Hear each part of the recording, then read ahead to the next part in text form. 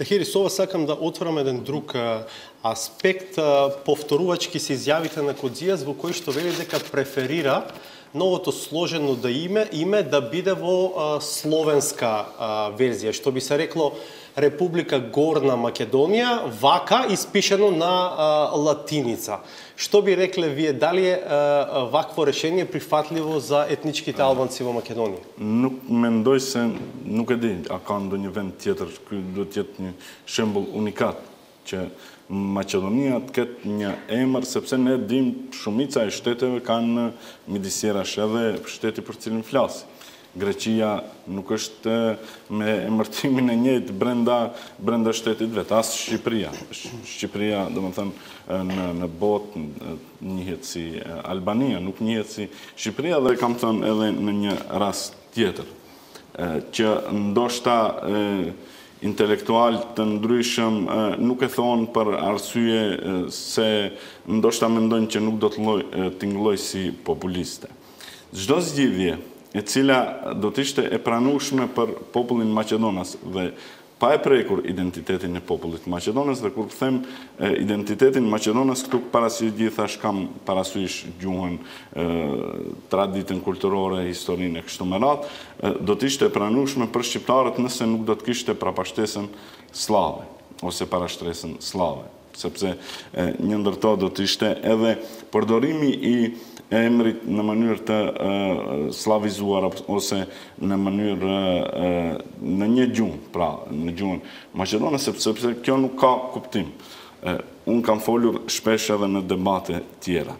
Ne e kemi rastin si shoqëri, si opinion i brendshëm, ta dëshmojmë se mund ta kalojmë Rubikonin e etnocentrizmit sa i përket çështjes emrit. Çfarë do të thotë kjo? Që ne duhet të arrim një zgjidhje e cila do të tejkaloj identitetet tona etnike dhe do të jetë një emër i cili do të jetë i pranueshëm për të gjithë qytetarët, midisjerash Gorna Makedonia në verzionin e gjuhës maqedonase dhe vetëm gjuhës maqedonase, për përdorim edhe të brendshëm edhe të jashtëm nuk është i pranueshëm sepse nuk e reflekton multietnicitetin e vendit. Dhe nga ana tjetër, ka një debat lidhur me çështjen e identitetit, po dëgjoj edhe profesor të ndryshëm, edhe ish diplomat që kanë qenë në vendet perëndimore kështu me radhë, që e keq interpretojnë çështjen e identitetit.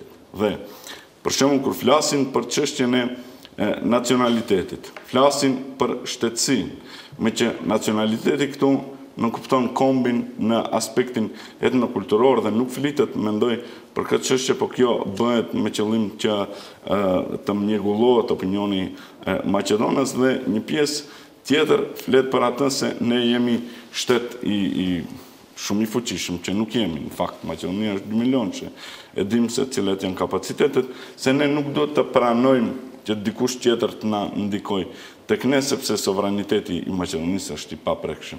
Cili sovraniteti për këtyre shteteve të rajonit është i paprekshëm, përfshirë Kosovën, Serbinë, Bosnjën e kështu me radhë. Pra, këto janë nebulozat të cilat i propagojnë individ të papërgjegjshëm, intelektual të papërgjegjshëm, të cilët mendoj se qëllim final, dëgjova edhe një, patjetër duhet ta them, sepse dëgjova një profesor, Zhidas Daskalovski, i cili thotë që emrin ne duhet ta mbrojmë siç e kanë mbrojtur revolucionarët Maqedonas apo partizan. Në cilin shekull jemi? Pse demonstrohet gjithë kjo energji, gjithë kjo gjoja fuqi e madhe, dhe çfarë do të bëjnë Maqedonasit, që të luftojnë me Greqinë për emrin? Mendoj se duhet të kalohen këto çështje dhe sa i përket shqiptarëve, e kam thënë dhe duhet ta them prapë.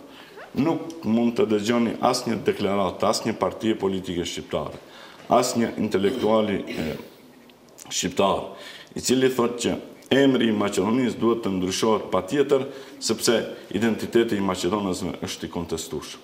Kjo është manipulim që bëhet nga këto qarqe akademike, intelektuale, të cilët promovojnë këtë tezë sepse është shumë lehtë që të uleni në zyrë dhe para kompjuterit dhe të shtypni se çfarë të doni. Megjithatë, realiteti është krejt tjetër. Realiteti është ky që emri i ri nuk duhet të jetë baraz vlerësim apo nuk duhet të jetë në mënyrë të barabartë, nuk duhet të ketë shenjën e identifikimit midis identitetit etnik dhe identitetit gjysor me atë që do ta reflektoj identiteti shtetëror dhe nacional dhe mendoj që këta janë çështje të qarta. Unë e di që qytetarët nuk është se merren shumë me këtë çështje siç merremi ne sepse ne kemi domethënë obligim, megjithatë manipulimi i intelektualëve është shumë i dëmshëm.